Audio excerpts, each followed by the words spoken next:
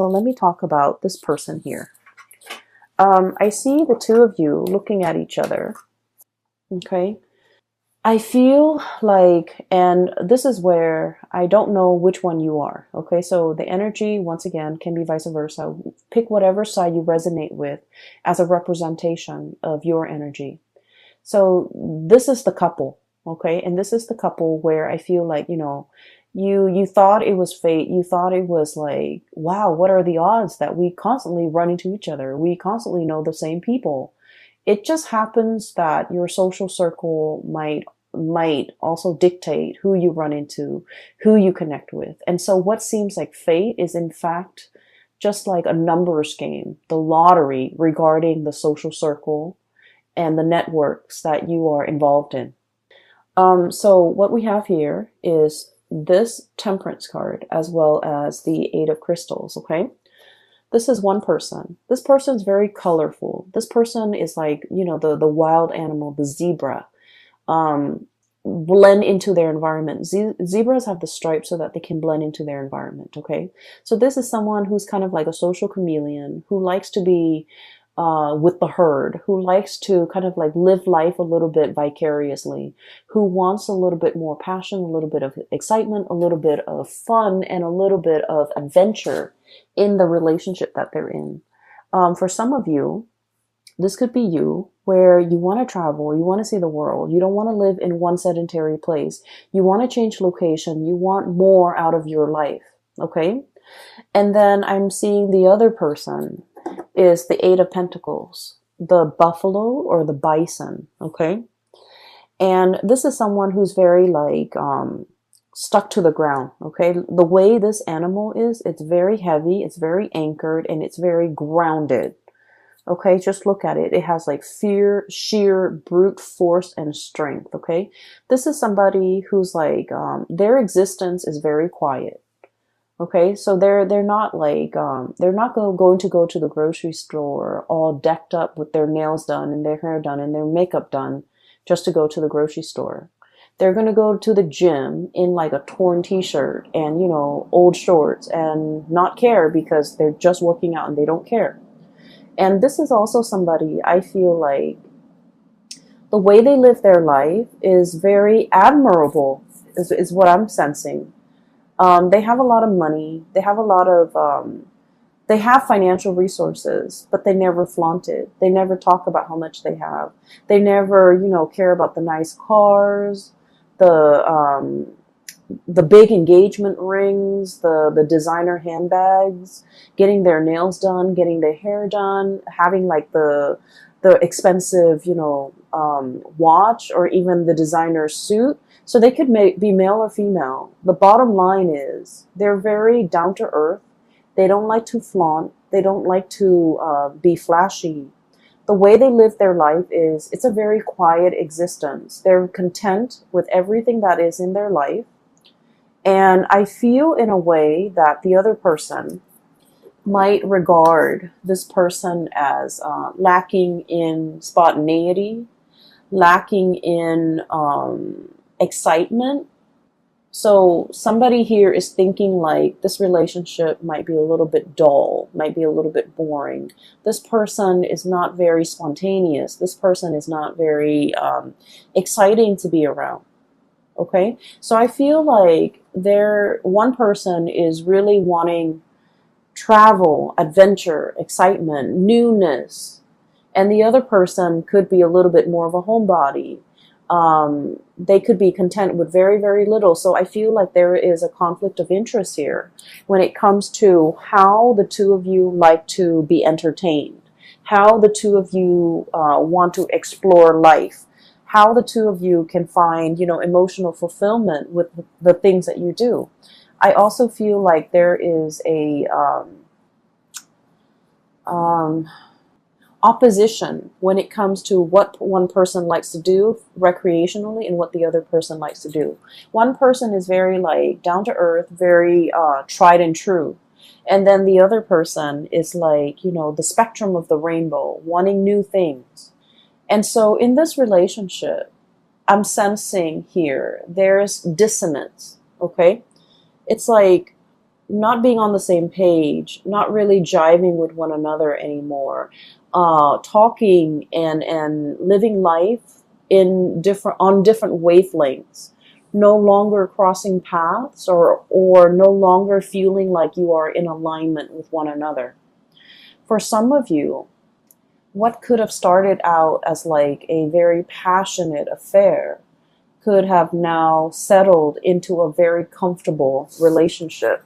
We have here the Two of Cups, okay? This is like a comfortable relationship where two people are comfortable with one another. This is also like the nesting instinct is what I'm hearing, where the two of you might have, moved in together, might have been really comfortable with each other, might have gotten married, might have had several kids. And so the spark might not be as strong in this relationship as it was in the past.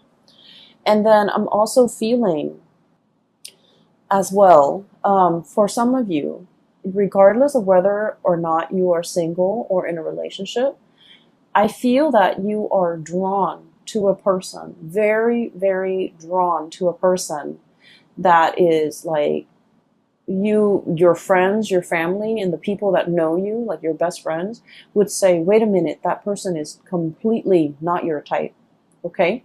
So I feel like your tastes when it comes to partnerships and relationships are changing. You're attracted to somebody that in the past might have slipped under your radar, but now I feel like you're specifically drawn to this type and you find this type very magnetic, and I feel like they're very different from you. And so I feel like you guys are that woman at the coffee shop. Her significant other is talking to her, but she's like checked out. Either checked out of that conversation, checked out of that relationship, checked out of that connection, and wishing for something a little bit more. Okay, she's drawn to the artist in the background. He's sitting with his back to her, so she's not really seeing his face, but she's admiring his talent. She's admiring the way that his mind works, where he can, conjure up beautiful pieces of art. And so I feel like you might be drawn to somebody with artistic capabilities who can make magic and who can make something amazing out of nothing. Okay, the Conjuring. And the card associated with this here is, we have here the Page of Wands. Okay, this is like the multitasker. And this is like, the cogs in the machine are all turning, right? This is someone who's borderline genius. Okay, the way their mind works, they can like juggle, like have many, many, many things in the works, and they never drop the ball. This is somebody whose mind is like racing a mile a minute. They come up with new inventive ideas. They're constantly keeping busy. They're constantly on the go. They're constantly like churning out new things. And I also feel like with this energy, they're very exciting, very, it's almost like their world is very colorful and very childlike, very innocent and very playful and very exploratory. And so when you're with this person, or when you're looking at this person, I feel that you're looking at them. When you're looking at this person, I feel like for many of you, you wonder not so much why, but how they could, how they could live their life the way that they live their life. How their minds can churn out a million masterpieces or ideas in such a short amount of time. How they could be so smart, how they could get so much inspiration, how they have the time to do everything, how they're always, working on one thing after another. So I feel like you are enthralled and very taken in by this person. And I feel like their energy is really, it's really fascinating, because I feel like this is someone who's very creative. It's like a mad genius, a mad scientist. It's somebody who works with a lot of things. They could like work with their hands. They could have like, have a main job and a side job. They're juggling many, many things, and they never skip a beat. They never drop the ball. They never fumble. And yet everything in their life is kind of like a well-oiled machine. Everything is going really well in their life. And you're looking at this person and you're wondering, like, how do they do it? How do they do all of this? How do they find the time? And I feel like this is somebody who's really capturing your attention. And this is somebody that you are heavily looking at and wondering, I feel many of you might be admiring this person from afar. I feel that for many of you, this might be like harboring like a secret crush. I also feel for many of you, you really like this person. You're constantly checking around to see where they are. I literally just saw like some of you who are in school, like in universities, in law school, in med school, in grad school, whatever schooling you are in. Maybe you're watching this and you're in high school. I feel that you're checking around, when there is class, when there are meetings, when there's recess, when there is even like breaks, you're trying to see where this person is. You're looking around, scanning the crowd, trying to, get a glimpse of this person. So I feel that it is the beginning of a very, very big crush that we're harboring for another person here. So that's what I'm sensing. And I do feel a little bit that some of you might be in a relationship and you're trying to figure out a way out of it. I feel that you are not emotionally fulfilled in that relationship. And you're thinking about shifting and going out into the world to find someone who's a better fit for you. And it has nothing to do with, how you feel about the existing relationship. I just feel, or the existing, or the previous person. It has more to do with the fact that you might have outgrown a relationship. And it might be attributed to the fact that, you might have met this person when you were really young, fell madly in love, thought it was the one.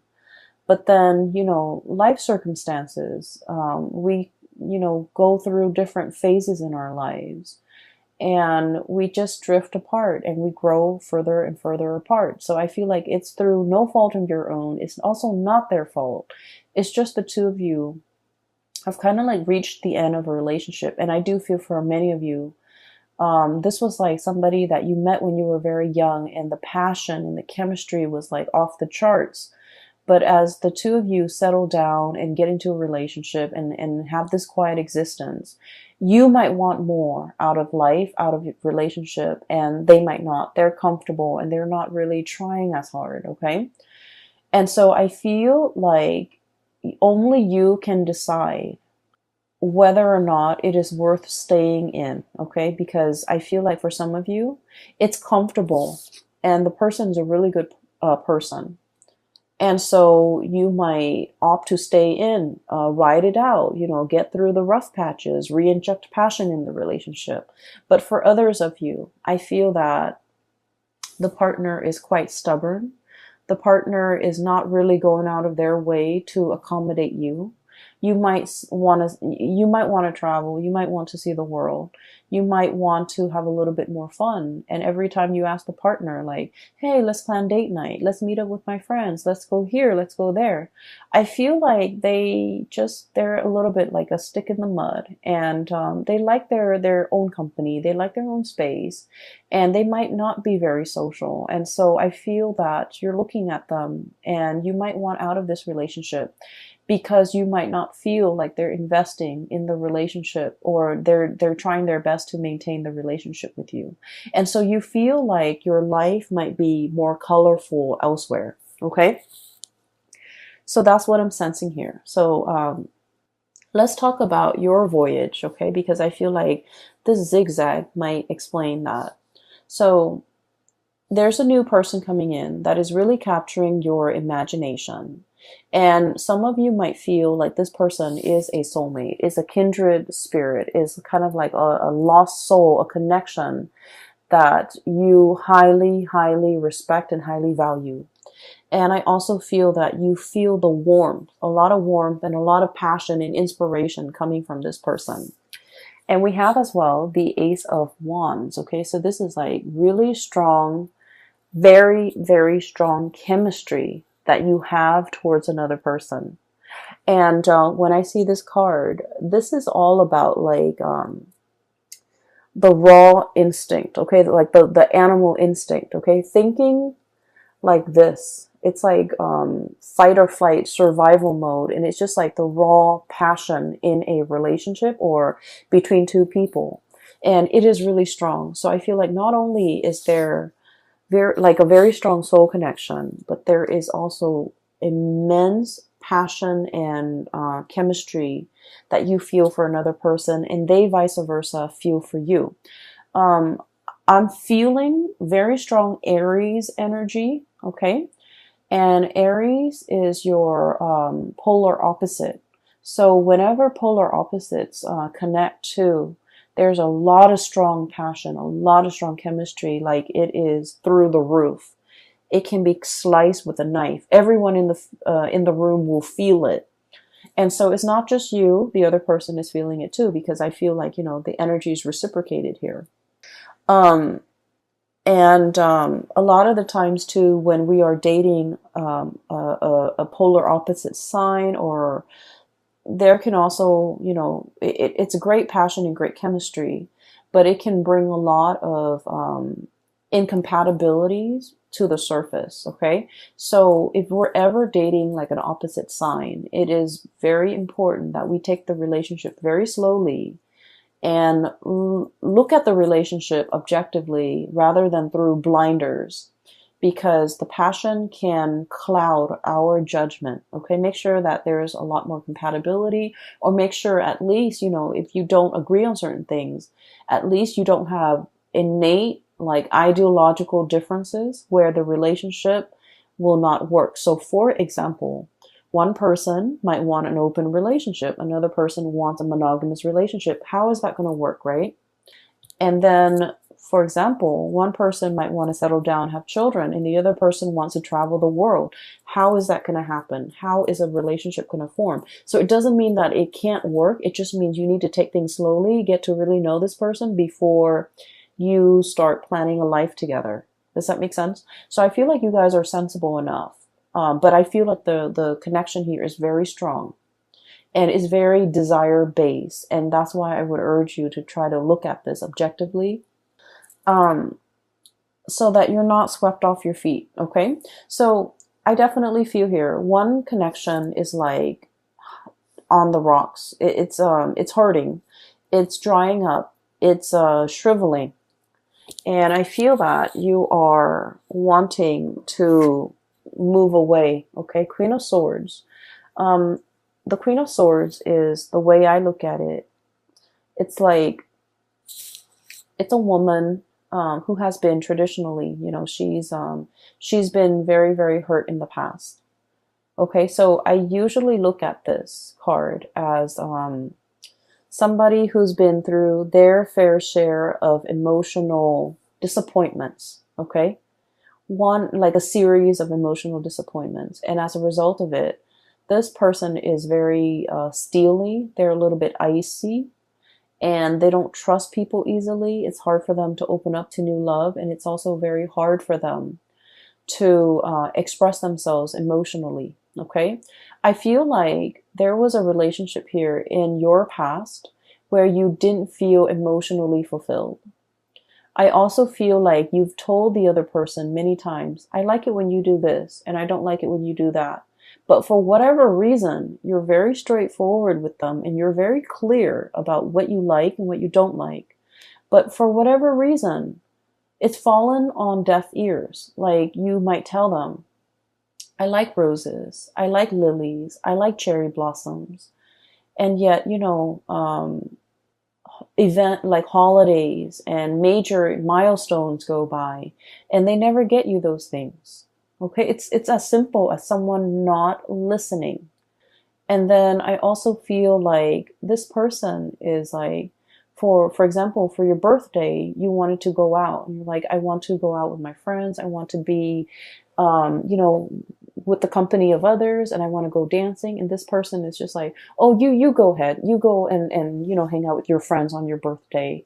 I don't want to go dancing. I don't want to be along or be amongst like a big crowd. But you go ahead. It's your birthday. You go ahead. But that's not the point. The point is you wanted them to share this experience with you. And for whatever reason, I feel like they might be a little bit insensitive, okay, in your eyes. But then I'm also feeling in their defense, it's like maybe birthdays mean a lot to you, but it might not mean a lot to them.